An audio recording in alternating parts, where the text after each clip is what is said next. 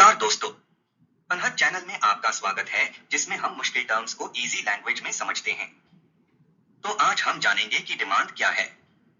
आज हम इकोनॉमिक्स के एक बहुत ही महत्वपूर्ण विषय को समझेंगे जो है डिमांड। डिमांड इकोनॉमिक्स का एक सेंट्रल कॉन्सेप्ट है। इसका मतलब है किसी गुड या सर्विस की वह क्वांटिटी जिसे कंज्यूमर्स किसी गिवन टाइम पीरियड में अलग अलग प्राइसेस पर परचेस करने के लिए विलिंग और एबल होते हैं।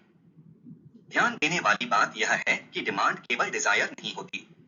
किसी चीज की डिमांड बनने के लिए दो कंडीशंस का पूरा होना जरूरी है। पहली विलिंगनेस टू बाय यानी खरीदने की इच्छा, और दूसरी एबिलिटी टू पे यानी भुगतान करने की क्षमता। तो हम डिमांड को एक बहुत ही सरल और वास्तविक उदाहरण से समझते हैं। मान लीजिए एक बेकर यानी भिखारी है। उसमें 5 स्टार होटल में खाना खाने की विलिंगनेस हो सकती है, यानी वह वहां खाना खाना चाहता है, लेकिन उसके पास एबिलिटी टू पे नहीं है। वो दाम नहीं चुका सकता, इसलिए यहाँ डिमांड नहीं बनती क्योंकि दोनों कंडीशंस पूरी नहीं हो रही हैं। अब दूसरा उदाहरण लेते हैं। एक माइजर यानी कि कंजूस इंसान। उसके पास पैसा है, यानी उसके पास एबिलिटी टू पे है, लेकिन वह खर्च करने के लिए तैयार नहीं है, यानी उसमें विलिंगनेस टू पे नहीं है। इसलिए यहाँ भी डिमांड नहीं बनती। तो हम यह निष्कर्ष निकाल सकते हैं कि डिमांड तभी बनती है जब विलिंगनेस टू पे और एबिलिटी टू पे दोनों साथ में मौजूद हो। अगर इनमें से कोई एक भी मिसिंग हो तो वह केवल डिजायर रह जाती है, डिमांड नहीं बनती। दोस्तों, आपके सामने 3 वर्ड्स बार बार आते होंगे जो हैं नीड, वांट और डिमांड। अब समझते हैं इन तीनों में अंतर क्या है। पहला, नीड। यह बेसिक रिक्वायरमेंट्स होती हैं जो सर्वाइवल के लिए जरूरी होती हैं, जैसे रोटी, कपड़ा और मकान। नीड्स लिमिटेड और एसेंशियल होती हैं। यह अमीर की भी उतनी है, गरीब की भी उतनी। दूसरा है वांट।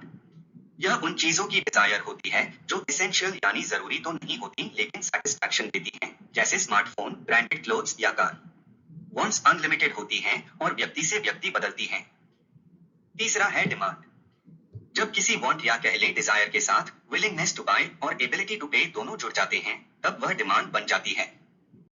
उदाहरण के लिए, अगर आपको लक्जरी कार चाहिए तो यह एक वांट है, लेकिन अगर आपके पास उसे खरीदने के लिए पैसा नहीं है तो यह डिमांड नहीं है।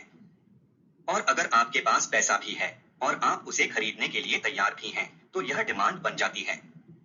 अब डिमांड की कुछ फीचर्स देखते हैं। इसके 4 मुख्य फीचर हैं। पहला, डिमांड हमेशा एक स्पेसिफिक टाइम पीरियड से जुड़ी होती है। दूसरा, यह गिवन प्राइस लेवल पर डिपेंड करती है। तीसरा, यह इनकम, टेस्ट्स और रिलेटेड गुड्स की प्राइसेस से प्रभावित होती है। चौथा, यह डायनामिक होती है और समय के साथ चेंज होती रहती है। तो अब हम निष्कर्ष निकाल सकते हैं कि डिमांड सिर्फ एक डिजायर नहीं है, बल्कि एक इकोनॉमिक कॉन्सेप्ट है जिसमें पहला वांट, दूसरा विलिंगनेस टू पे और तीसरा एबिलिटी टू पे शामिल होते हैं।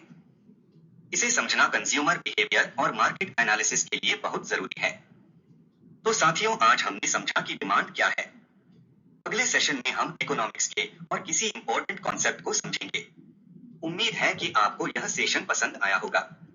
अगर हाँ तो चैनल को लाइक और सब्सक्राइब कर दीजिए, बेल आइकन दबा दीजिए ताकि आने वाले और टर्म्स आप तक पहुंच जाएं। तो मिलते हैं अगले सेशन में। अपना ध्यान रखिए।